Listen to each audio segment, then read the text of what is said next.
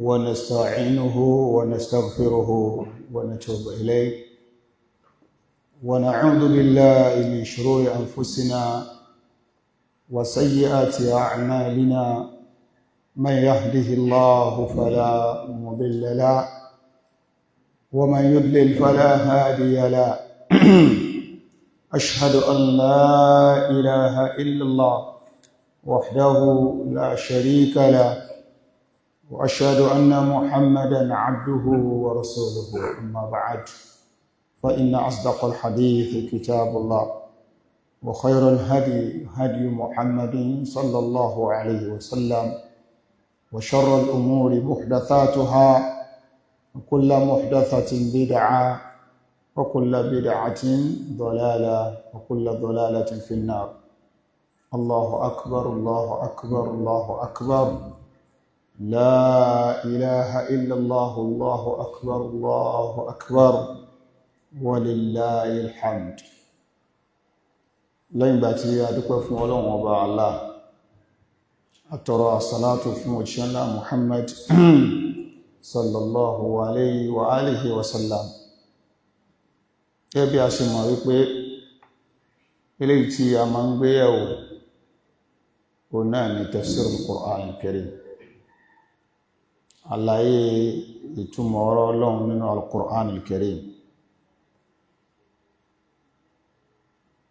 Pẹ̀lú àsìkò tí a wà yìí tí Eid ul-Adha, ọdún iléyá tí ó dojúkọ wá, tí àwa náà dojúkọ, abẹ́ Allah subhanahu wa ta'ala ọlọ́mọṣẹ́ jẹ́ kó bá wa láyọ̀, bí ká fi ìfọ̀kànbalẹ̀ ìdùnnú bí ká fi ṣe ọdún náà, kí ó má jẹ́ kí ìbànújẹ́ kó rò papọ̀ mọ́ ìdùnnú wa, kó fún wa ní okun agbára ìbò àṣírí àlàáfíà láti fi ṣe àwọn ojúṣe ẹ̀sìn, àwọn ojúṣe eléyìí tí Ọlọ́run bá tó fi kọ́ wa lọ́rùn nínú àsìkò Eid ul-Adha birahmatihi ya arhamar rahimin. Gbogbo ìgbòkègbodò wa láti sìn yìí títí di àsìkò náà, ọlọ́mọṣẹ́ máa bá wa kíyèsí. Ààbò Ọlọ́run ọba Allah subhanahu wa ta'ala tó dájú kí ó máa bẹ lórí ẹnìkọ̀ọ̀kan wa.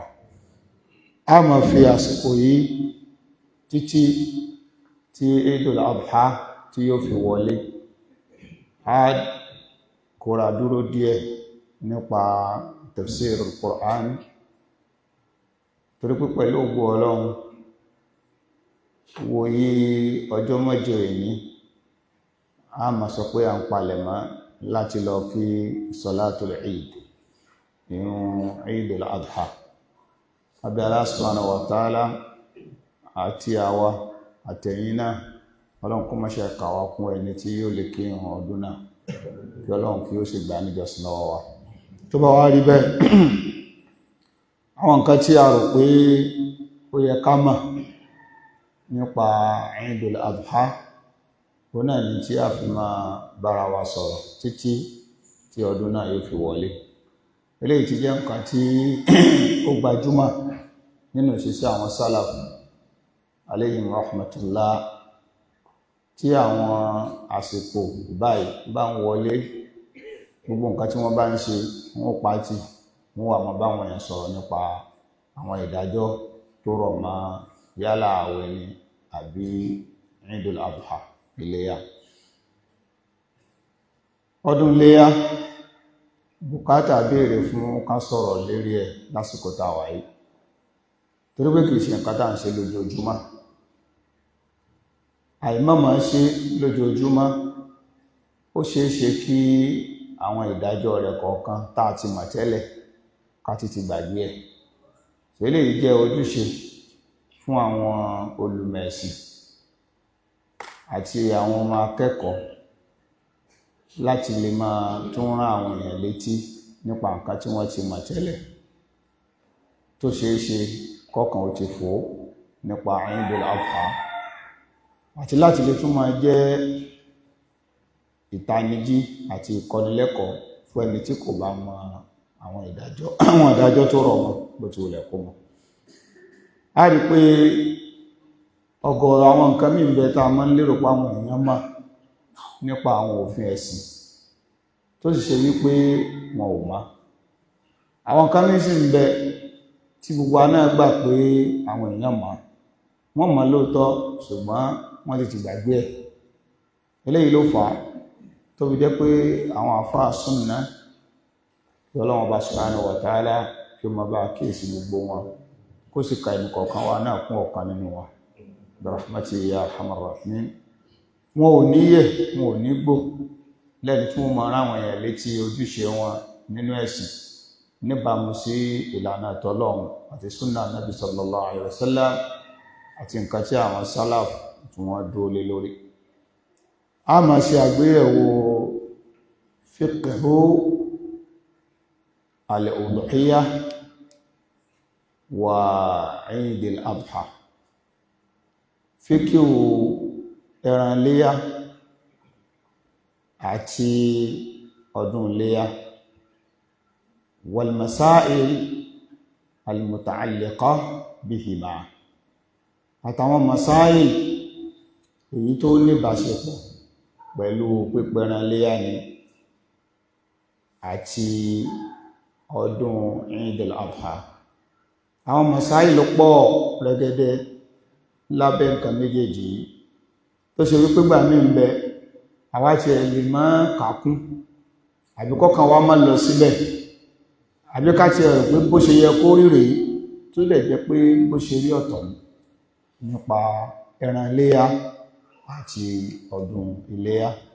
Abẹ́ Allah subhanahu wa ta'ala kí ó má ṣàtọ̀ àwọn wa sọ́nà kó sì fún wa ní àgbọ́yé ọ̀rọ̀ rẹ̀ bi rahmatihi ya arhamar rahimin. Al-Udhiyah, ìtàn pè ní al-Udhiyah, kalma al-Udhiyah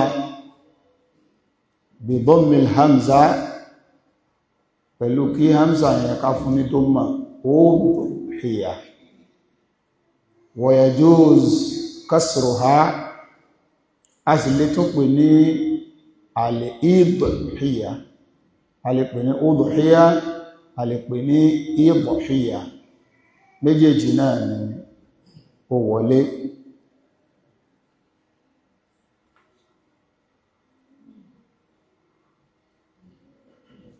Al-Udhiyah wọ́n ní wa hiya ma yudhka taqarruban ila Allahi ta'ala fi ayyamin nahr bi shara'ita makhsusa, bi shara'ita makhsusa.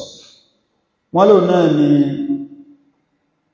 ìran kan pàtó eléyìí tí a máa ń dù ní ayyamu nahr, ọjọ́ ọdún tí a mọ̀ sí ọjọ́ ìdúrà.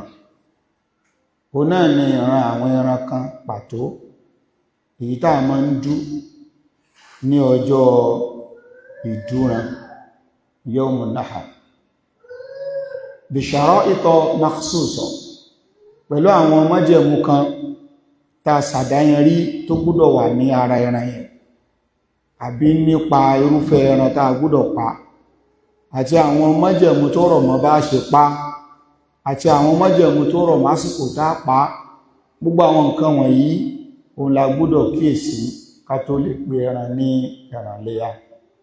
Taqarruban ila Allah, pẹ̀lú àníyàn pé a fẹ́ fi sin Ọlọ́run, a fẹ́ fi jọ́sìn fọ́lọ́run.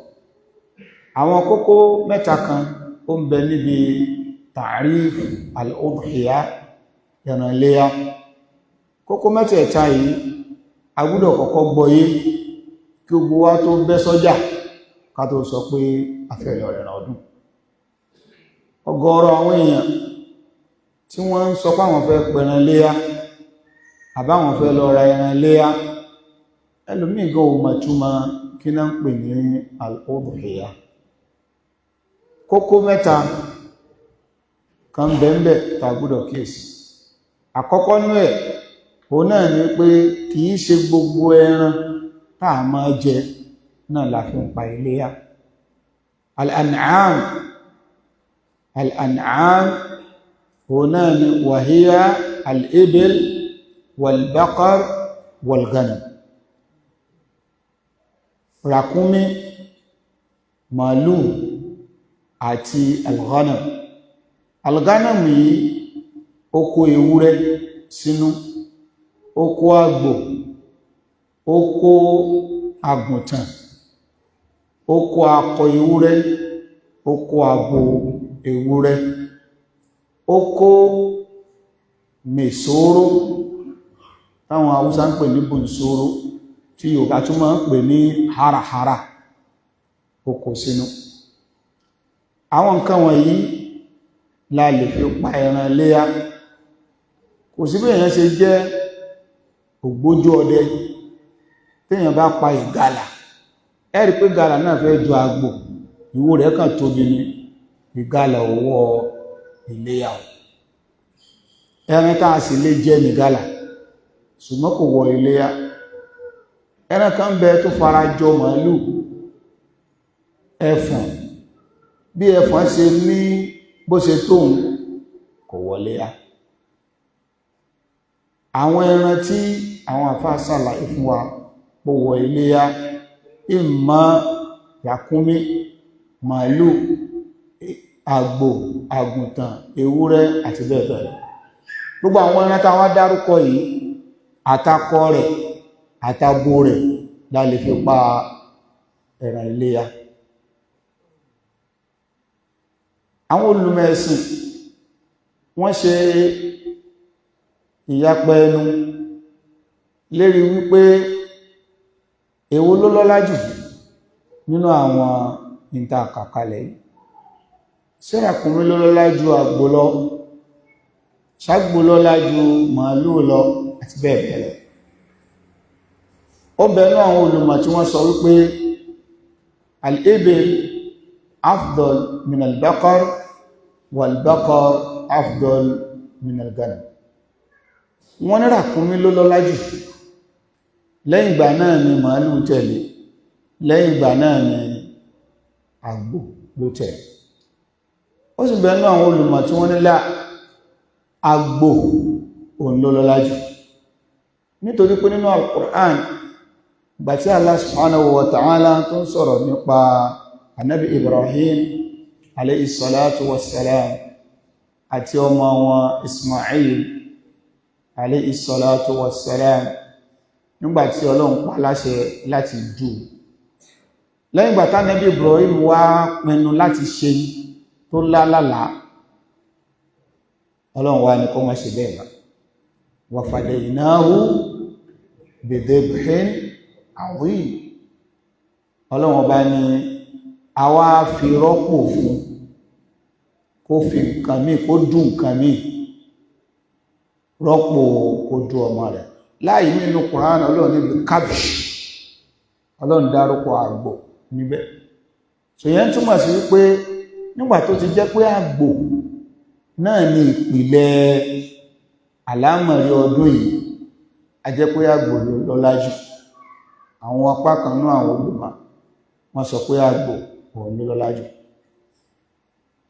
Wal-jam' bayna hadhaini al-qawlayn, ọ̀rọ̀ méjèèjì yìí tá bá ní ká wá pa gbogbo ẹ̀ pọ̀, àkọ́kọ́ ni pé gbogbo wọn ni wọ́n panu pọ̀ wípé gbogbo ẹ̀ ló wọ iléyá. Àtàgbò àti ràkúnmí àti màálù gbogbo wọn ló wọ iléyá, tí májẹ̀mú tó yẹ kó wà lára wọn tó bá ti jẹ́ kí ni ó tó bá ti pé. A rí nínú àwọn ènìyàn lè ní tẹ́lẹ̀mí bá pa màálù yóò tún padà pa àgbò, yóò ní àgbò ní iléyá, òun pa màálù kẹran lè tó jẹ. Àìmọ̀kan ni. Èèyàn lè dá pa àgbò nìkan, èèyàn lè pa màálù nìkan, èèyàn lè pa ràkúnmí nìkan, gbogbo ẹ̀ náà ẹran iléyá lè yà pa. Lókùrúgbà tí àwọn májẹ̀mú tó yẹ kó wà lára wọn tó bá ti pé, iye ọmọ ọdún tí wọ́n gbọ́dọ̀ jẹ tó bá ti pé. Àwọn àfáà wá jẹ́ kó yé wa wípé àti ràkúnmí àti màálù àti àgbò gbogbo wọn náà ló wọlé yà, gbogbo ẹ̀ náà l'Ànábì ṣe pa sallallahu alaihi wasallam. náà sì tún pa lójú ànábì báyìí tánàbí ò takò. Ànábì pa ràkúnmí, ànábì pa àgbò, ànábì pa àgbò, wọ́n pa ràkúnmí lójú ànábì, wọ́n pa àgbò lójú rẹ̀ náà, wọ́n pa màálù tánàbí ò sì kọ̀ wípé kìí ṣe ra ilé àni wọ́n pa. Tó bá wá rí bẹ́ẹ̀, èyí tó lọ́lá jù yóò ní í ṣe pẹ̀lú individual ẹnìkọ̀ọ̀kan. Lápòjúwe, ẹni tó ṣe wípé agbo fámílì ńlá òní fámílì ẹ̀ tó wá fẹ́ pẹran, kó pa màálù àbí ràkúnmí òun ló lọ́lá fún káwọn èèyàn rẹ̀ kan lè rí ẹran jẹ. Ìyàwó mẹ́rin, ọmọ 35,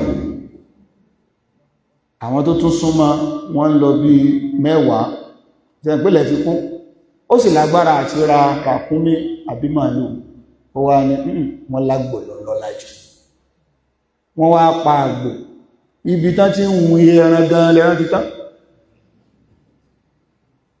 kò sọ́lá kankan níbẹ̀.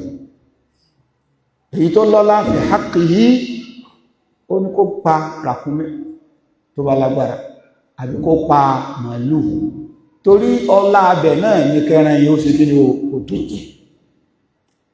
Ṣèdí nìyẹn tó jẹ́ pé à ní dára wa láàmú lórí pé èwo lọ́lọ́lá jù lọ́dọ̀ tiẹ̀, ó lè jágbò lọ́lọ́lá jù, torí pé ìwọ ìyàwó kan ọmọ kan àbọ̀ náà lọ èwo làbọ́ tọmọ ẹ gateman àbí security, ẹ̀yìn ẹ̀ náà ni ẹ bá ti pa àgbò yóò tó ṣẹ́kù. Àgbò lọ́lá fi haqqi. Àmọ́ ẹni tó bá ṣe wípé alágbò èèyàn ni tọ́lọ́ ń sì bò láṣìírí o láti lè ra ràkúnmí ní kóra, àbọ́lọ́ ń bò láṣìírí láti ra màálù ní kóra, kó wá sọ pé àwọn fẹ́ ra àgbò 4 là kóra màálù tí yóò lè kárí, torí pé gbogbo àwọn nǹkan wọ̀nyí náà ni ó wọ iléyá. Mashru'iyatuha, gbogbo nǹkan tá a bá ń ṣe nínú Islam a máa ń rí ìtọ́ka sí lérí nǹkan tá a bá ń ṣe, nítorí pé ẹ̀sìn Islam ó yàtọ̀ sí gbogbo ẹ̀sìn tó kù tí wọ́n máa ṣe nǹkan tí ò ní sí ìtọ́ka sí. Ẹbí àwọn ológun léèrè kí ni delil tó sọ pé ká máa da blue sí ìyànlá. Ọ̀pọ̀lọpọ̀ wá lè mọ́ blue, kò sí mọ́, bí aró òní wọ́n wá ṣe in powder form nígbà náà náà fi máa ń fi sásọ. Àkọ́kọ́ sí Ṣàngó àbógun sọ́bá blue láyé náà gbogbo àtà bá mọ́ blue. Ìbéèrè tàbí lọ́wọ́ àwọn ológun ni wípé sí Ṣàngó sọ́mọ náà pẹ̀lú blue débi káàbà ìpótá máa tí sọ ọdún rẹ̀ ká máa fún ẹ sí àwọn èèyàn láà. Nígbà tó di pé blue wọ́n tó wọ́n change ẹ̀, wọ́n lo oil ẹjọ́ ẹ̀ mọ̀dá sí ìyànlá. Nígbàtí oil tún wọ́n tún dàbí ọgán, wọ́n tún lo powder. Nígbà powder tún wọ́n àtúmọ̀ gbéyé pẹ̀lú, nítorí pé kò kúlẹ̀ sídẹ̀ nílùú kankan fún nǹkan tí wọ́n ń ṣe. Gbogbo tí Ọlọ́run ọba ma anzalallahu bihi min sultan, ma anzalallahu bihi sultana, ìtọ́lọ́run ọba ọba ti fi ẹ̀rí kankan fẹsẹ̀ rẹ̀ rinlẹ̀ bí ó ṣe máa rí yọ́bọ̀yọ́bọ̀ náà ni. Wọ́n ṣe kérésì ọ̀pàdìẹ̀, ta ló ní kò pàdìẹ̀? Màálù lè bí máa ń pa, ta ló ní kò pa? Àgbò lèmi máa ń pa, ta ló sọ pé kò pa? Ìdí tó jẹ́ pé nínú Islam ẹ̀sìn wa ẹ̀sìn eléyìí tó pé kò sí nǹkan tá a fẹ́ ṣe níbẹ̀ á rí ìtọ́ka sí láti ọ̀dọ̀ Ọlọ́run àti Ànábì sallallahu alayhi wa alihi wa sallam. Àwọn àfáàní al-aslu fi mashru'iyyati al-udhiyya al-kitab wa sunnah wal ijma'. Al-aslu ay ad-dalil. Al-aslu huna bi ma'na ad-dalil. Ẹ̀rí tá gbára lé lórí ọdún iléyá ṣíṣe, pípẹran iléyá, ẹ̀rí ń bẹ nínú al-Qur'an àti Sunnah àti ìpanupọ̀ gbogbo mùsùlùmí láti bẹ̀rẹ̀ títí di àsìkò tá a wà yìí pé ẹran iléyá pípa ara ẹ̀sìn wa ló wà. fa amma al-kitab ẹ̀rí ẹran iléyá nínú al-Qur'an fa qawlullahi ta'ala ọ̀nà ni ọ̀rọ̀ tọ́lọ́wọ́n bá sọ pé fasalli li rabbika wanhar, fasalli li rabbika wanhar. Ọlọ́run rẹ̀ Ànábì sallallahu alaihi wasallam kírun fún Ọlọ́run ọba rẹ̀. A rí pé ìrun láàkọ́kọ́ kí ní àsìkò ọdún iléyá ká tó gbẹ̀rẹ̀. Ọlọ́run bá pa Ànábì láti pé fasalli li rabbika, kírun fún Ọlọ́run ọba Allah, Ọlọ́run ọba rẹ̀, wanhar, kó sì tú ẹran. Àwọn àfáà ní qala ba'du ahli al-ilm, apá kan nínú àwọn olùmọ̀ wọ́n ní al-muradu bihi al-udhiya ba'da salati al-eid. Wọ́n ní tí àyà yìí ń tọ́ka sí òun náà ní ẹran léyá eléyìí tí a máa ń pa lẹ́yìn ìgbà tí a bá kírun Eid tán, torí pé ìrun ṣáájú ká tó pa ẹran. Ẹni bá pẹran ṣáájú kó tó kírun kí ló ṣe ó pẹran jẹ ni. Mọ́sálà tó wá jáde ní ìlú pé ẹran ti fẹ́ kú.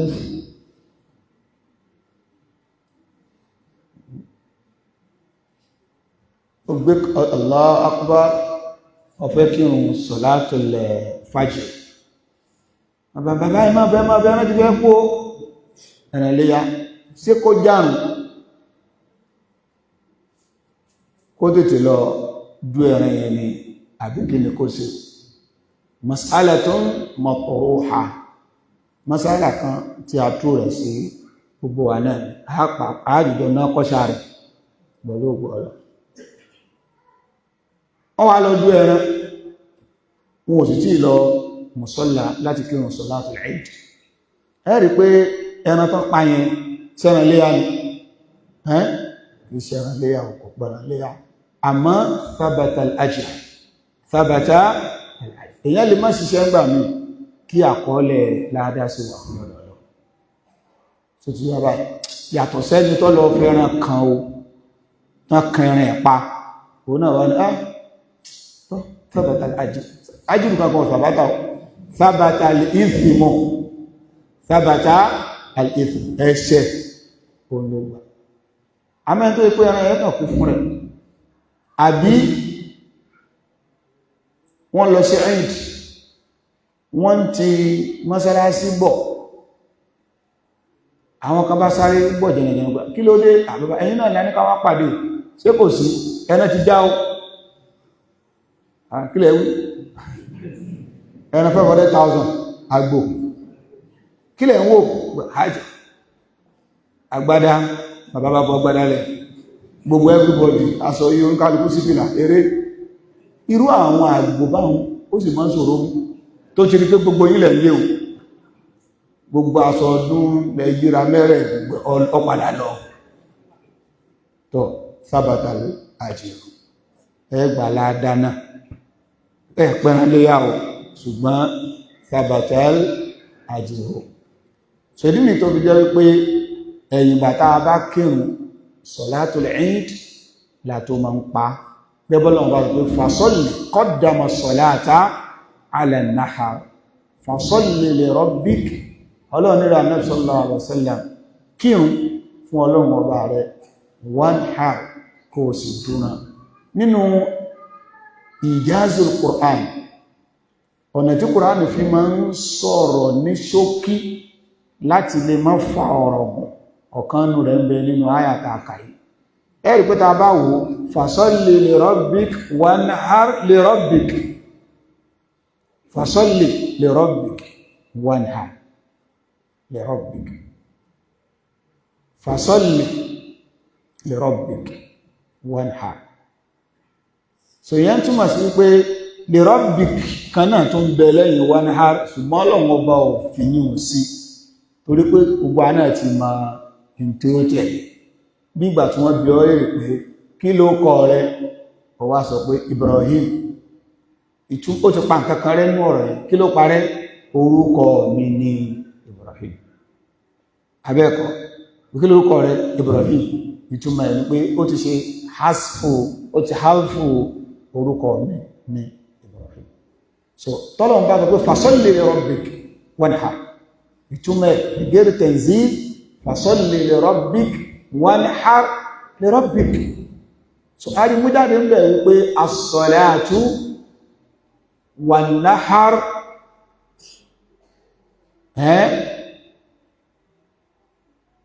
yusrafan libtigha'i wajhi Allah subhanahu wa ta'ala aw yubtagha bihima wajhu Allah subhanahu wa ta'ala. Méjèèjì yẹn torí t'Ọlọ́run nìkan la gbọ́dọ̀ fi ṣe.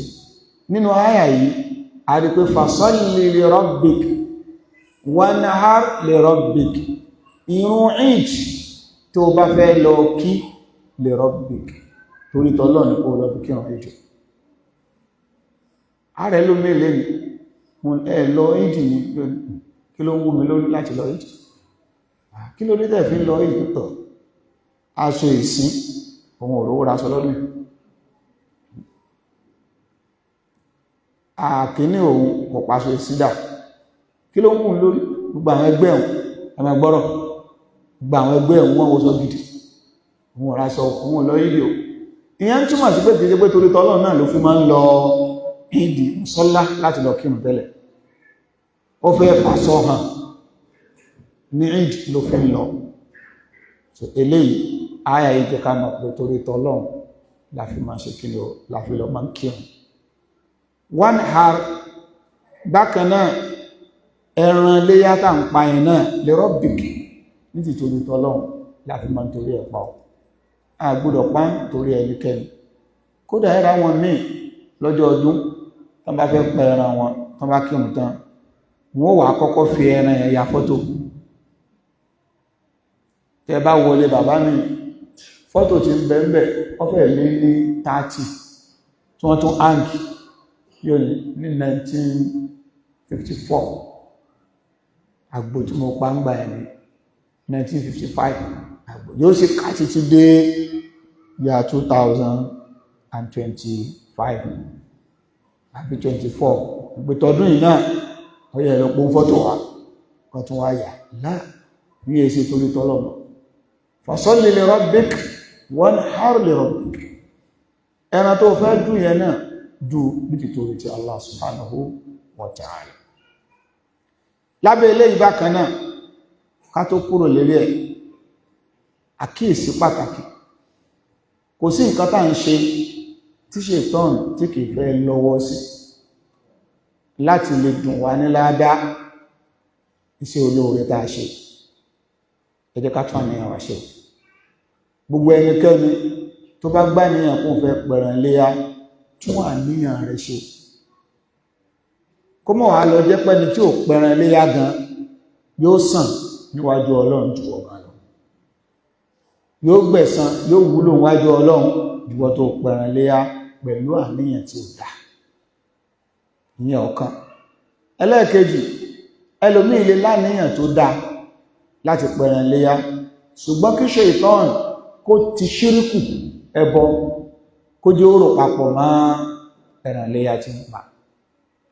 Nítorí kí n tàná bá lọ síbi mọ́sálà yìí ó náà ni pé ọ̀kan náà àwọn ọmọ ẹ̀yà ó béèrè kan àbó sọ ọ̀rọ̀ kan, ó ní òun máa ń lọ sílé ọdún lọ́dọọdún,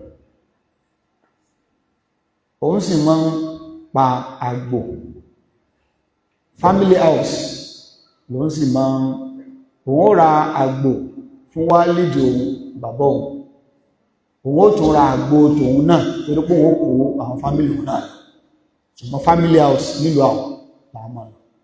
Ó ní family house yìí sì ní àgbò tó tóbi ní àwọn ọmọ wà látẹ̀yìn odi tó ní kálukú pọ̀ táwọn èèyàn rẹ̀ ẹran ó pọ̀ àgbò màálù. Ó ní ìṣesí kan wá ń bẹ́ẹ̀ gbogbo ẹnikẹ́ni tí ilé kọ̀ọ̀kan tí ó bá ti pẹ̀ràn báyìí tó bẹ́ẹ̀ kẹ́ pa níwájú báyìí ó ti ní ojú ibì kan tí gbogbo ẹni tó bá pẹran nínú fámílì yẹn nínú agboolé yẹn ibẹ̀ lẹ́ẹ̀mú wá ó sì gbọ́dọ̀ pa fúnra rẹ̀ bàbá kan ti ní ọ̀bẹ tiẹ̀ ò ní ọ̀yọ̀ ọ̀bẹ ọ̀bẹ nígbà tí àwòrò tó jáde tí bá ti ń bọ̀ àwọn èèyàn mọ̀ gbìlà òun náà mọ̀ ránjú ló mọ̀ bọ̀ pé bàbá yẹn pé bàbá tiẹ̀ ní máa ṣe tẹ́lẹ̀ bàbá tiẹ̀ náà ní máa ṣe òun náà ló tún jóye adúran nínú fámílì pé ó sì ti níbi tí wọ́n gbọ́dọ̀ pàṣẹ ó ní báwọn tí wá lọ lé ọdún lọ́dún yẹn àwọn ti ẹ̀dìdé sí ẹ̀sìn mọ̀pẹ́ ẹran ó pọ̀ ó lè má ti kan ẹran tí ọjọ́ ti lọ ẹ̀dàkùn ẹran jàre ti bí a ti kírun náà bá dú ẹran bá ṣe dú ẹran báyìí náà bá yàdé ta ló dú ẹran bí àwa ní ìgbà àṣẹ ọ̀sẹ̀sẹ̀ ń wá sílé ọdún ni lọ ẹran mi ò ọ̀nà ilé akọlọpàá yóò ó lò ní ẹ̀yìn jẹ́ bí àfá àtẹ́mà sọ pé ó ní eré ló ń pọ̀rọ̀ ẹ̀ wọ́n padà gbóǹdéwájú ẹni tó jẹ́ baálé wọ́n sáà nípa ẹni tó wọ́n bẹ̀rẹ̀ pé kò lọ ra ẹran ní lẹ́yìn tó ń pààyàn àwọn ògbòdò jẹ́ ọlọ́run á ní eléyìí o tẹ́ bá lẹ́ nídìí ẹran olè ẹran fún ṣùgbọ́n eléyìí ẹran lè yá pẹ̀lú ìtẹ́ tó wá ṣe náà látọdún ìlọ pẹ̀lú ògbò ọlọ òun ò ní pẹ̀rán bẹ̀rẹ̀ mọ́ iwájú ìtàyí ẹranlé àtòun ò ti máa pàpọ̀ wálìdì òun wá sọ pé kóhun rẹ̀ rán mí fún wọn ó lọ́n lọ́wọ́ nira ìgbà tó ń wá wípé kí ló dé tó fi rí bẹ́ẹ̀ wọ́n wá sọ ọ̀rọ̀ yẹn fò pé agboolé àwọn yìí òòṣà kan bẹ táwọn bàbá ńlá bàbá wọn tí wọ́n máa bọ̀ ìgbà tẹ́sìn dé náà ni ẹ̀sìn pa òòṣà yẹn rẹ́ wọ́n wá lọ ju òòṣà yẹn sódò ọdọọdún ni àlùbá wá ń ṣẹlẹ̀ nínú agboolé nígbà wá lọ yẹ̀wò wọ́n ti gbà síláàmù wọ́n wá lọ yẹ̀wò wọ́n wá sọ fún wọn wípé òòṣà tí ẹ máa pa ajá fún lọ́dọọdún òun ló ń bínú wọ́n sábẹ̀ ní kọmọ́ bínú rárá ọ̀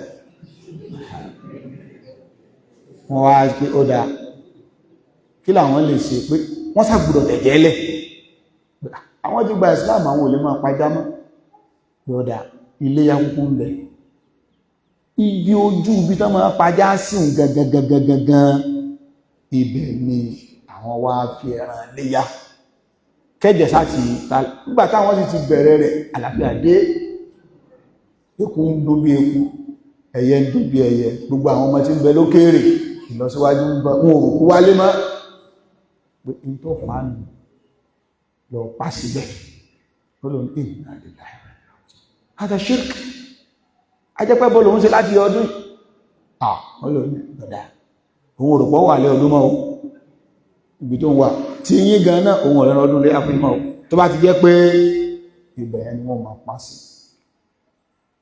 ẹ wo nǹkan tí ó tún pamọ́ sábẹ́ ọdún léyà tẹ́sì rò pé àwọn nínú fámílì yẹn ẹran bí 15 ni wọ́n pa ṣíríkù ìpìlẹ̀ yẹn náà ni wọ́n dẹ̀ ń ṣe ṣèdí yẹn tó jẹ́ pé fasalli li rabbika wanhar ilé ìta sọ yìí náà gbogbo wọ́n tó máa ń lọ lé ọdún kíyèsára ò kíyèsára wọ́n ní àwọn tí máa pa ajá yẹn fámílì òun náà ni bàbá tí máa pẹ̀rẹ̀ léyàwó fámílì wọn ọmọ pé tí yẹn bá tún kú náà ọmọ tẹniyàn náà ló tún máa subhanallah ṣèdí tó jẹ́ pé ẹ tún wo àdánwò ẹwọ tí ṣe tọ́nù tún gbà wọlé wípé àníṣẹ́ tọ́lọ́run tẹ́ fẹ́ ṣe yìí ẹ̀ẹ̀lẹ́ rí ṣe so kíyèsára ò kí ẹran léyà rẹ kó máa di ẹran ẹbọ mọ́ lọ́wọ́ fasalli li rabbik wanhar wa amma sunnah tí a bá ní ká wo ẹ̀rí nínú sunnah lórí mashru'iyyatu al-udhiyya fa an Anas radiyallahu ta'ala anhu qala láti ọ̀dọ̀ àfáà Anas kọ́lọ̀wọ̀n bá kí ó bá yọ́nú sí wọn wọ́n ní dọ́ha nabiyyu sallallahu alayhi wa sallam bi kabshayn amlahayn aqranayn dabahahuma biyadi wa samma wa kabba wa wada'a rijlahu ala safahiha sallallahu alayhi wa sallam.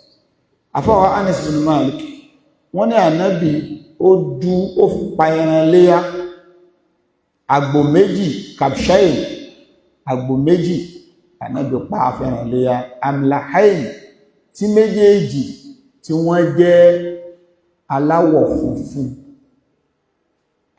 funfun aqranayn tí wọ́n ní ìwò sárasára tí wò wọ́n yọ dáadáa nínú àwọn ìtẹ̀yàn tó máa ń kíyèsí nínú àwọn fàdọ́ ìlú òkè sọ̀rọ̀ yẹn o téèyàn tó máa ń kíyèsí níbi ẹran léyá kéèyàn ò jẹ́ kọjá pé àgbò ẹ̀yẹn kó níwò tó bá ṣe é ṣe ní o tó ti yé torí pé Ànábì pa àgbò méjì tó funfun tó sì níwò dabahuma biyadi Ànábì pa fúnra rẹ̀ ọwọ́ ara rẹ̀ ló fi dùn wa samma Ànábì ṣe bismillah wa kabbar ó dẹ̀ ṣe Allahu akbar wa wada'a rijlah ala safa'iha Ànábì sì gbé ẹsẹ̀ síbi ẹgbẹ́ ọrùn rẹ̀ báyìí nígbàtí ó fẹ́ dùn.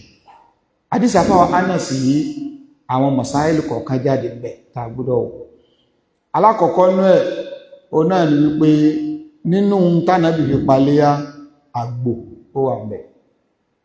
Ànábì wá pàgbò kan àgbò méjì ló pa fún léyá. Ṣèyẹn túmọ̀ sí pé ẹnìkan ṣoṣo ìwọ nìkan o lè pàgbò méjì o lè pa mẹ́ta o lè pa mẹ́rin o lè pa márùn o lè pa mẹ́wàá kò sáṣejù ń bẹ̀ ẹran léyá náà ló pa. Bákan náà màálù ìwọ nìkan o lè dápa o lè pa màálù méjì o lè pa mẹ́wàá o lè pa ràkúnmí méjì o lè pa mẹ́wàá ìwọ nìkan kò ní ààlà ìgbàláyé wà fún.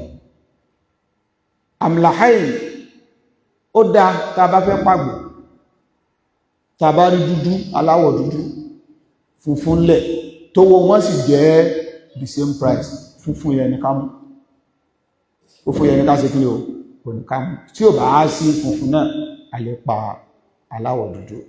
aqranayn arí àgbò kan ó níwò dáadáa ìkan ò níwò iye kan náà sì ń ta méjèèjì èyí tó níwò yẹn ní ká ṣe kí ni o ní ká mú torí pé oníwò lànàbì ṣe kí ni o lànàbì pa fàdàbáhàwùmá biyadi Ànábì pa ó dù fúnra ara rẹ̀ ó dáa púpọ̀ téèyàn bá lè du ẹran lé èèyàn kò pé wọ́n fúnra rẹ̀ òun ló dù ó dáa púpọ̀ tí è ṣe pé alágbàdú kan ló múra kankan pé òun lòun ó ṣáàdù kó bá lè gba ọrùn ẹran dù nǹkan rẹ̀ fúnra rẹ̀ lábẹ́ mas'ala yìí tí obìnrin tó bá fẹ́ pẹ̀rẹ̀ léyá só lè dùn fúnra rẹ̀ tí ò bá ti bẹ̀rù ó lè dùn kalẹ̀ fúnra rẹ̀.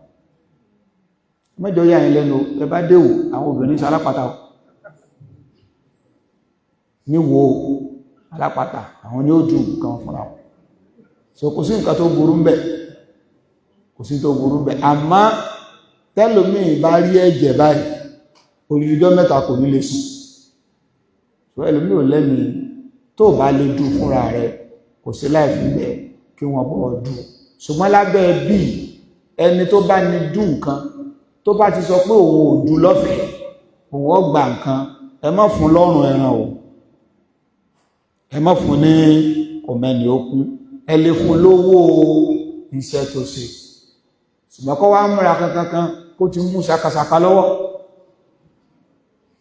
ẹ̀rù pé torí tọ́lọ́ ni ó lè dú ẹran bí 15 irú wọn yìí pẹ ẹran léyá torí pé ó rí pé ó pé òun kò mọ ẹgbẹ́ ẹran kiri ẹran tó wọ́n padà kó lọ lé gan yóò ju ẹran tó pẹ ẹran léyá lọ.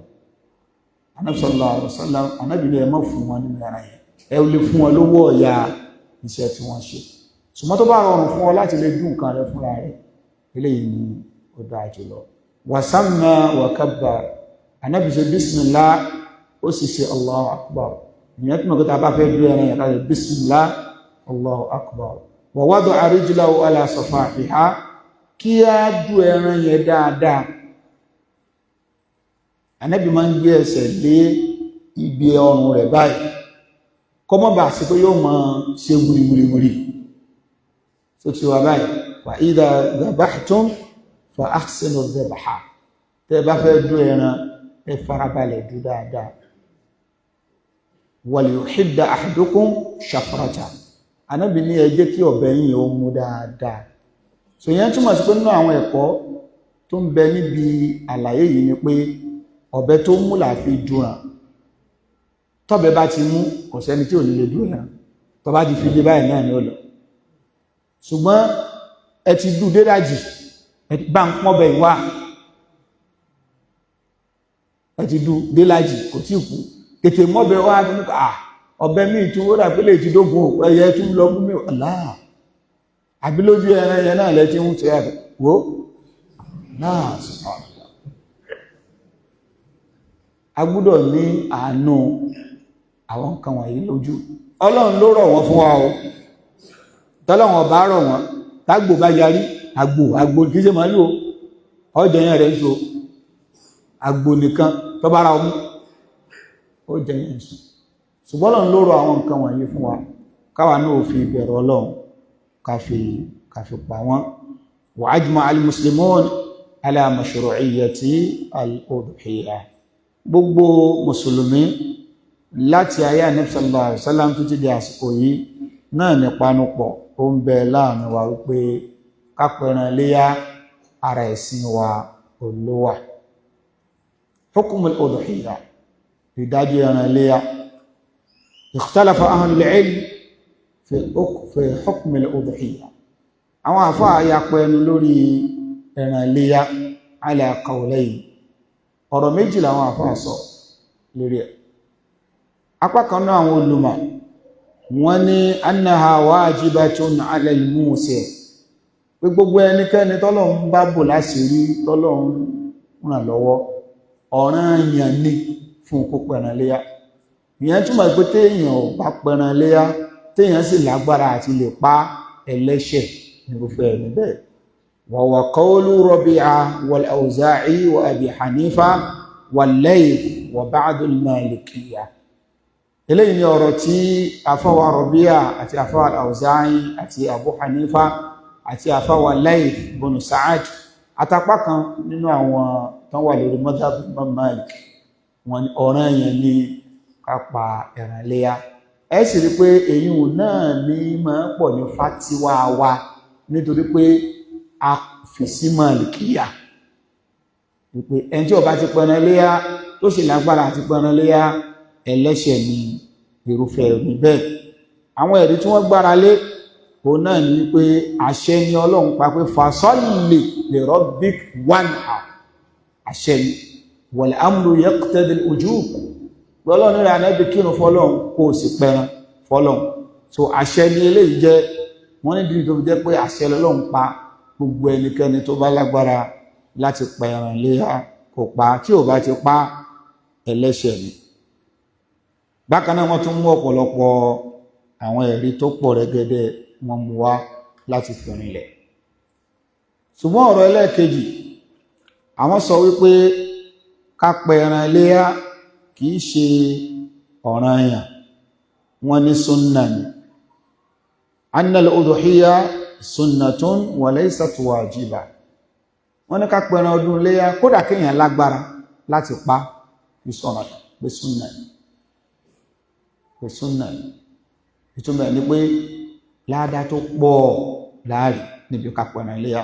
Ṣùgbọ́n tá a bá lágbára àti pẹran iléyá tá a bá pa àlẹ́ṣẹ̀ àsìniládá. Ṣùgbọ́n tá a bá pa àgbàládá tó pọ̀ torí pé súnnà ni. Wọ́n ní wa huwa madhhabul jumhur. Ọ̀rọ̀ yìí ni ọ̀rọ̀ tí ọ̀gọ̀ọ̀rọ̀ àwọn àfáà tí wọ́n fi sí. Imam Malik gẹ́gẹ́gẹ́gẹ́ ní tí wọ́n sọ nìyẹn. Wa Shafi'i, Imam Shafi'i ní tí wọ́n sọ nìyẹn. Wa Ahmad, àfáà Ahmad bin Hanbal ní tí wọ́n sọ nìyẹn. Wa Ishaq wa Abi Thawr wa Ibn al-Mundhir wa Dawud wa Ibn Hazmi wa ghayrihim. ọ̀rọ̀ àwọn àfáà tá kàkalẹ̀ yìí àwọn jùmhur ibi tí wọ́n dúró sí ni wípé ẹran iléyá kìí sọ̀rọ̀ àyà kódà kíyàn lágbára tó bá pa kò ìṣẹ́ lẹ́sẹ̀ ṣe rí ọ̀rọ̀ ẹlẹ́ẹ̀kejì yìí wallahu ta'ala alam òun ló tẹ̀wọ̀n jù ṣùgbọ́n àwọn èèyàn fẹ́ máa gbọ́ torí pé tí ẹ bá ní kẹ́ ẹ máa sọ̀rọ̀ ẹ̀ láwùjọ tí wá ń bí ẹlòmí ò ní kàn ṣe ẹlòmí ò ní kíní o kò ní kàn ṣe ó lágbára àti pẹran iléyá ẹ̀rì kò ní pẹran iléyá mọ́ yóò ní yádúró bí ẹran ṣe wọ́n yìí àwọn ọ̀pẹran iléyá ẹ̀rá jẹ́ èyí tó dáa jù ní kí a ṣe wá lójú kòkòrò kí ká pẹran iléyá nítorí pé pípẹran iléyá yẹn sha'iratun min sha'airi din Ọlọ́run sọ pé gbogbo ẹnikẹ́ni tí ó bá ṣe àgbétóbi fún sha'airullah àwọn nǹkan tó jẹ́ àwọn nǹkan àmì ẹ̀sìn wa man yu'azzim sha'airullah fa innaha min taqwal qulub so tó bá ṣe wípé kama wa man yu'azzim sha'airullah fa innaha min taqwal qulub tó bá ṣe pé àwọn nǹkan tó bá jẹ́ sha'airu ẹ̀sìn téèyàn bá ń gbé lárugẹ nínú àmì pé èèyàn bẹ̀rù Ọlọ́run ìdí ni tó fi jẹ́ wípé tá a bá ní ká ṣe al-jam'u bayna al-qawlayn lóòótọ́ ọ̀rọ̀ àwọn tí wọ́n sọ pé súnnà ni ọ̀rọ̀ wọn tẹ̀wọ̀n púpọ̀ ọ̀rọ̀ yẹn náà dẹ̀ ni ọ̀rọ̀ àwọn jùmhur àmọ́ tí ó bá ṣe pọ́rọ̀ tó tẹ̀wọ̀n ọ̀rọ̀ jùmhur yẹn là ń sọ là ń pàápàá jùlọ nírú àwùjọ tá a wà yìí ayùn nípa ẹranléyà máa nígbà pẹ̀tẹ̀ ti dára ìwọ́n ní kìí sọ̀rọ̀ ẹni tó lágbára gan kò ní pa ṣùgbọ́n síbẹ̀síbẹ̀ náà ta bá wọ ọ̀rọ̀ ká tún lọ ní Qur'an tọ́lọ ní wa man yu'azzim sha'a'irallah fa innaha min taqwal qulub ẹ jẹ́ ká sí àwọn èèyàn lójú kòkòrò láti kí ló láti máa pa ẹran iléyá pàápàá jùlọ ẹni tí Ọlọ́run bá tó bá fún lágbára tí kìí bá ṣe pé fatuwa táwọn àfáà mú wá pé ọlágbára àti paléyá pa o tántẹnu mọ́ bẹ́ẹ̀ ẹ̀ ní gbúrò iléyá máa o ẹ wo àwùjọ tá a wà ẹni tí èsè mùsùlùmí gan ó mọ̀ pé iléyá ń bọ̀ ìtọ́lọ̀dẹ̀ fẹ́ náà ni kí wọ́n mọ̀ pa ń sọdún so ìdí tó fi jẹ́ pé ọ̀rọ̀ àwọn jùmúrù yìí ó lè tẹ̀wọ̀n ju ọ̀rọ̀ àkọ́kọ́ lọ àmọ́ ta'dhimu sha'airillah ká máa ṣe ìkàkún bíbàbàrà àwọn nǹkan tí Ọlọ́run Ọba subhanahu wa ta'ala tọ́lọ́run Ọba kàkún tọ́lọ́run Ọba pọ́nlé eléyìí ń ṣàtúmọ̀ wípé olùbẹ̀rù Ọlọ́run Ọba Allah subhanahu wa ta'ala òun là ń ṣe kọ́lọ́run kó sí wá lólùbẹ̀rù Ọlọ́run ẹ jẹ́ ká wo ẹ̀rí àwọn àfáà tí wọ́n sọ wípé pípẹran léyá pé kìí ṣe ọ̀ranyàn pé súnnà ni wọ́n mú àwọn ẹ̀rí tó pọ̀ wá ṣùgbọ́n àwọn ẹ̀rí kan bẹ́ẹ̀ tí mo fẹ́ kí ká wò tó ṣe pẹ́ rí yẹn yóò fi jẹ́ ká mọ̀ pé ọ̀rọ̀ tí wọ́n ọ̀rọ̀ tó ní agbára ni tó sì fi ẹsẹ̀ nílẹ̀ nínú ẹ̀rí tí wọ́n mú wá ẹ̀rí hadithi Salama pé Ànábì sallallahu alaihi wasallam Ànábì ní idha dakhalat al-ashr pé Ànábì ní tí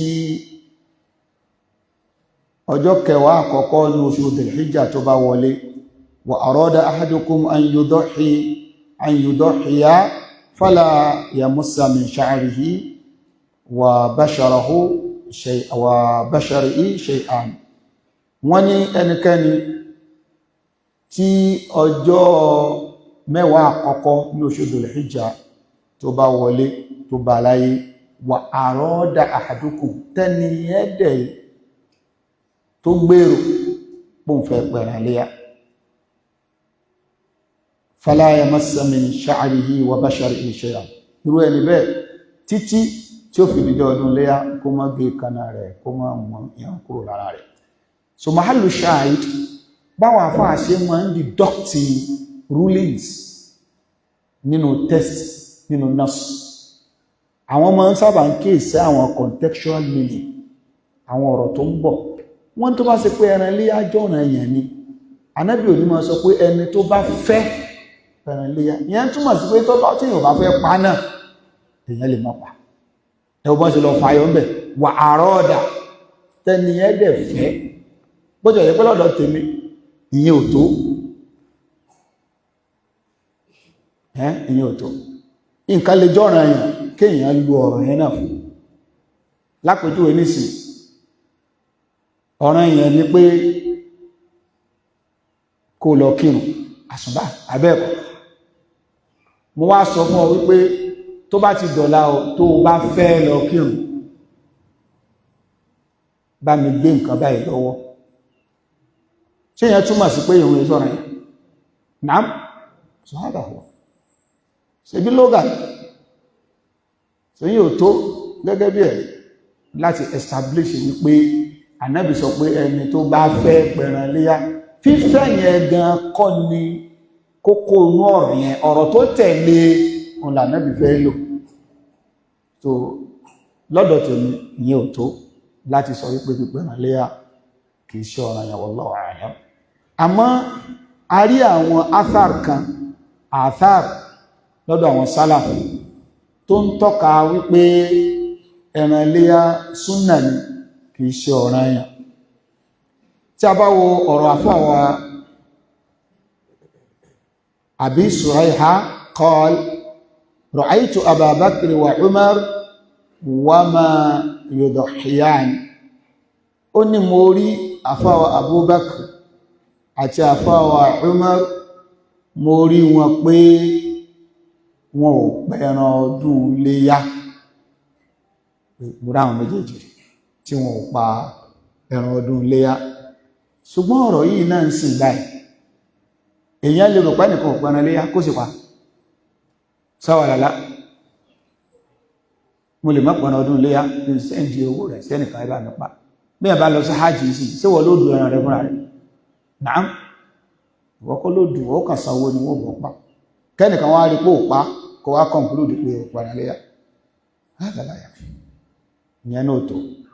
Ṣùgbọ́n afárò Abu Mas'ud al-Ansari òun ló dàbí ẹni pó clear jù nínú ẹ̀rí tí a fà mú wa mú. Qala inni la ad'u al-adha,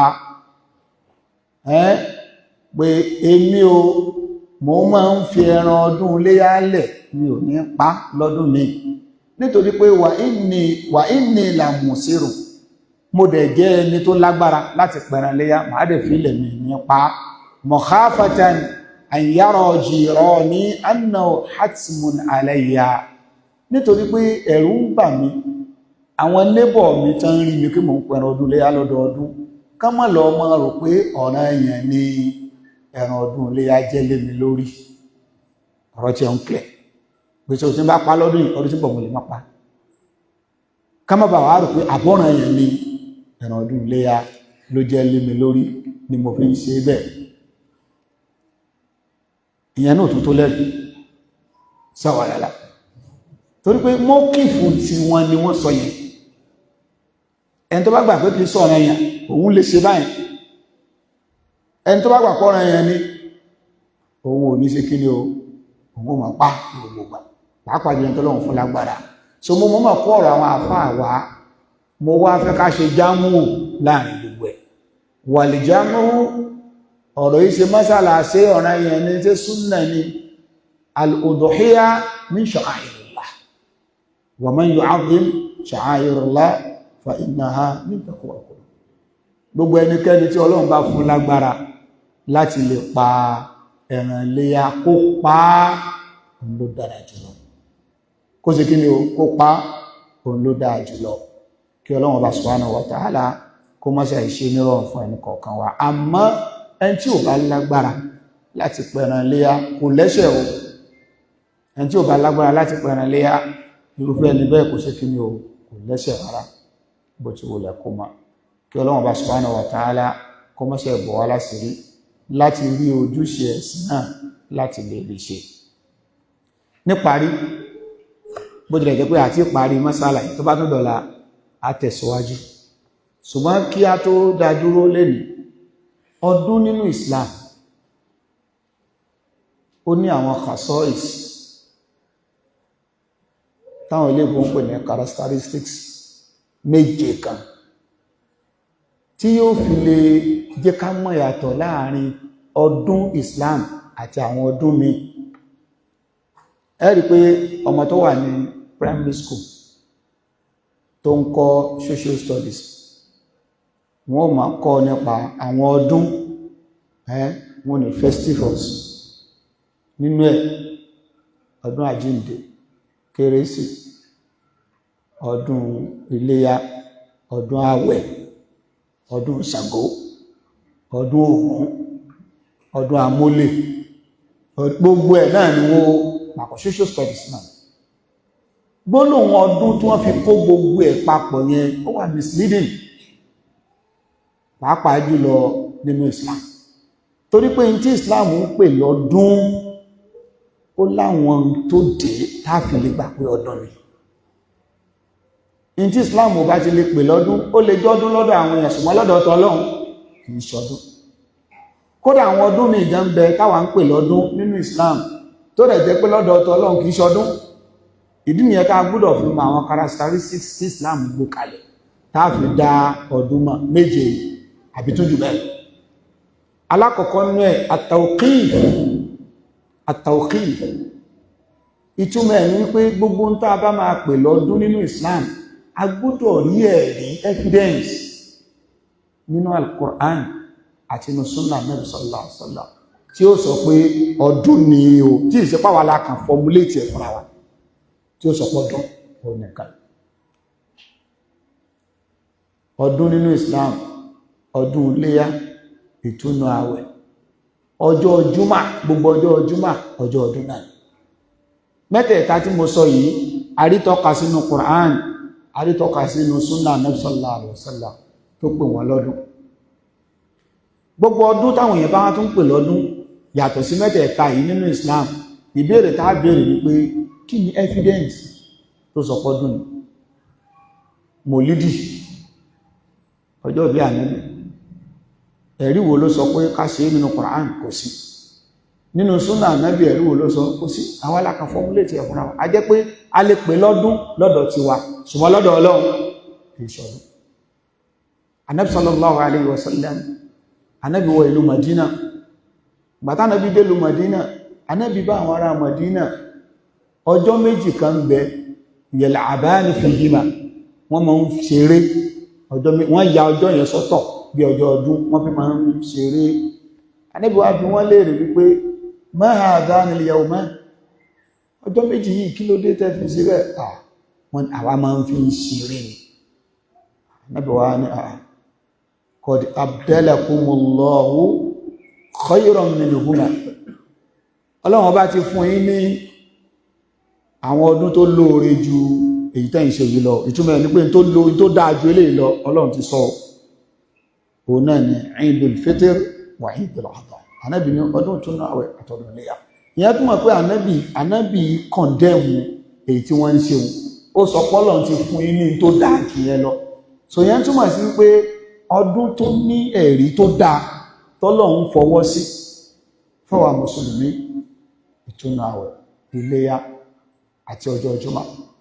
Àkọ́kọ́ ni. Ẹlẹ́ẹ̀kejì, gbogbo tá a bá ti pè ní ọdún nínú Islam ó máa ń ní kaifiya, modality, prescription bẹ́ẹ̀ ṣe tó ní kálukú kan lè ṣe bó ṣe wù. Ọdún iléyá ó ti ní bá ṣe máa ń ṣe tó dẹ̀ uniformity wà, gbogbo bí náà bí wọ́n ṣe náà. Ìtúnu àwẹ̀ bó ṣe rí náà, Juma the same thing. Ẹ lè gbọ́ pé wọ́n kírun ìtúnu àwẹ̀ wọ́n fi kí 6 níbi kan, rárá o. Gbogbo nǹkan bá tún pè lọ́dún tó yàtọ̀ sáwọn ilé kò sí uniformity ń bẹ. Bá ṣe máa ń ṣe Ògún lókè ilé àbí wọ́n èso òpin ibọ̀ ọ̀gbọ́n bẹ̀ àwọn ará òkè ní ṣe máa ń bọ̀ Ògún lókè ní náà ṣe ìgbìrà ní Kogi ṣe máa ń bọ̀ Ògún bẹ̀ àbí Ṣàngó bẹ̀ wọ́n máa ṣe ń bẹ̀ náà bí wọ́n ṣe máa ṣe tí wọ́n yóò yàtọ̀ sí ti Ẹdẹ wọ́n ṣe ń bọ̀ Ṣàngó bẹ̀ yóò yàtọ̀ síra wọn torí pé Ọlọ́run pè ní ọdún. The same thing ẹ rí pé nínú Islam náà àwọn ọdún táwọn èèyàn gbé kalẹ̀ bí ọdún mólídì bí wọ́n ṣe ń ṣe lókè ní ó yàtọ̀ sí wọ́n ṣe ń ṣe níbàdàn, bá ṣe ń ṣe níbàdàn ó yàtọ̀ sí wọ́n ṣe ń ṣe ní Sìnẹ̀dá, nítorí pọ́lọ́hun ò pè ní ọdún, kò ní jọra wọn. Ẹlẹ́ẹ̀kejì ni uniformity gbọ́dọ̀ wà nígbà pẹ̀lú ọdún. Ẹlẹ́ẹ̀kẹta, gbogbo tó bá jẹ́ ọdún ìjọsìn kan Ọlọ́run yóò fi sínú ẹ̀, òun náà ni àsọ̀lá, ìrun máa wà ńbẹ̀. Ẹ wo ọdún ìtúnu àwẹ̀, a lọ sí Eid, a kírun àbá ní kírun, iléyá náà ńkọ́, ọjọ́ Jímọ̀ náà ńkọ́, nínú wo la máa ń kí jọ mólídì? Naam, ẹ sọ gbogbo ẹ̀jẹ́ ń ṣe mólídì àbílẹ̀ àtúrùkọ̀dí, ìrun wo la máa ń kí bẹ̀ tó lẹ́rìí? Khalas, àjẹpẹ́ yìí lẹ́yìn kan ṣe ẹ̀mùra. Bákan náà gbogbo tó bá ti jẹ́ ọdún nínú Islam pátá ìjọsìn kan máa ń wá before rẹ̀, ìjọsìn kan máa wá before ọdún. Ọdún Iléyá ọdún ìtúnu àwẹ̀ a máa bá àwẹ̀ bọ̀, abẹ́ẹ̀kọ́ ìjọsìn kan láwẹ̀ tá a máa bá bọ̀ yẹn ká tó ṣe kí ni o, ká tó sọdún. Ọdún Iléyá ọjọ́ Àràfá agbàwẹ̀ níjọ́, ọjọ́ Jímọ̀ ọjọ́ Thursday ọjọ́ àwẹ̀, ìjọsìn kan máa wá. Ó di mélòó náà? Mélòó? Ó di mẹ́rin. Bóò ló ṣe di márùn lọ́dọ̀ tí ẹ náà? Bákan náà ìjọsìn tún máa ń wà náà, èyí tí mo wá sọ yẹn ìjọsìn wo ló wá ṣáájú mólídì? Ṣé déètì yẹn gẹ́tẹ̀ ìjọra ní àmì sì ṣe mólídì dì sí? Ìjọsìn kan tún máa ń wá lẹ́yìn gbogbo ọdún nínú Islam, ìjọsìn kan tún máa wá lẹ́yìn gbogbo ọdún. Ọdún Iléyá, àyàmù tashrik, àwọn ọjọ́ mẹ́ta lẹ́yìn ọjọ́ ọdún, àwọn ìjọsìn àtúnlẹ̀ pẹ̀rẹ̀ ń bẹ̀ yóò tún wà ń bẹ̀. Ramadan tá bá ti sọdún ìtúnu àwẹ̀, oṣù tó tẹ̀lé Shawwal agbàwẹ̀ mélòó? Agbàwẹ̀ mẹ́fà. Ìjọsìn wo ló wà lẹ́yìn Jímọ̀? Waqtu istijaba, ó ní pé tó bá ti di ọjọ́ Jímọ̀ tá bá ti kírun àsírì tán, àsìkò gbígbàdúrà kan wà bẹ́ẹ̀. Ló jẹ́ kó ń bẹ̀rù àwọn sálàfù pé níjọ́ Jímọ̀ tán bá ti kírun àsírì tán wọn ò ní kúrò mọ́sálásí títí tó wọn fi wọ̀, torí pé Ànábì ní àsìkò kan bẹ ní gbogbo ọjọ́ Jímọ̀, àsìkò tádùá àmọ́ ń gbà, àsìkò tádùá àmọ́ ń gbà. Bí èèyàn bá lè ṣe kòǹgẹ́ àsìkò yẹn, àsìkò gbogbo àdúrà. Ànábì wa mention specific time. Àwọn àfáà wa sọ fún wa wípé táìmù yẹn látẹ̀yìn àsírì títí tí òòrùn ó fi wọ̀, wọn ò mọ àsìkò yẹn pàtó, bẹ̀ láti àsìkò réǹjì yẹn lé àsìkò yẹn fọ́ọ̀tì. Gbogbo èyí tá a sọ yìí, ìjọsìn wo ló ń bẹ lẹ́yìn mólídì?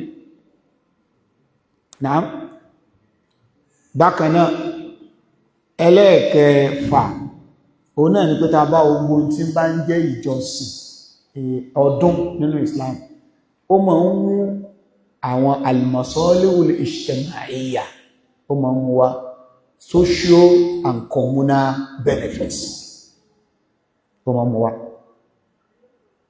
Ẹ wò gbà túnú àwẹ̀,